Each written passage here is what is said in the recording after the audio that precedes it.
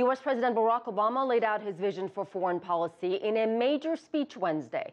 Speaking to the graduating class at the West Point Military Academy, he made it clear the United States still wants to be the leader in the world. Obama told the crowd good leadership requires military might along with strong alliances and, yes, diplomacy. The remarks come at a time when Obama has come under criticism for being passive and weak. CCTV's Jessica Stone covers the White House for us. Jessica, the president has laid out a mission statement of sorts, but what about laying out action? Well, we did hear the U.S. president call for a $5 billion counterterrorism fund aimed primarily at combating extremism in the Middle East. But other than that, not a lot of concrete details in this speech. We were expecting to hear more about the next steps in Syria, even a proposal to arm or at least train the moderate rebel forces there. We didn't hear that either. The seeds of Wednesday's speech were sown in Syria.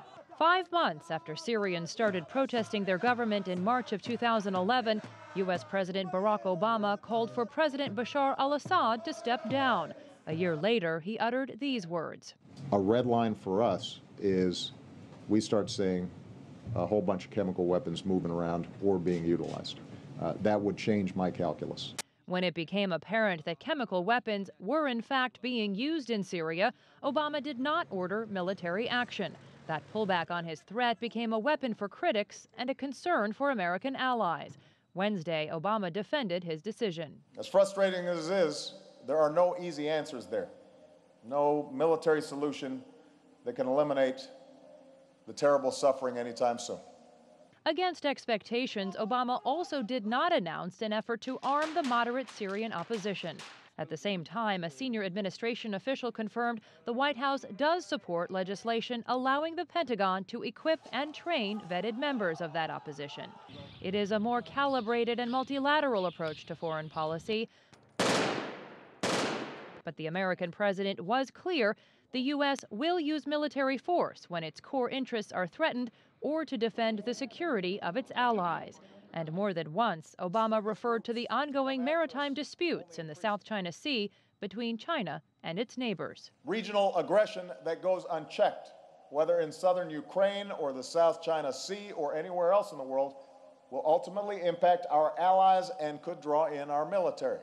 It is a military drawing closer to Japan's self-defense forces. Just this week, the chief of U.S. naval operations, Admiral Jonathan Greenert, met with Japanese Prime Minister Shinzo Abe to discuss more military cooperation.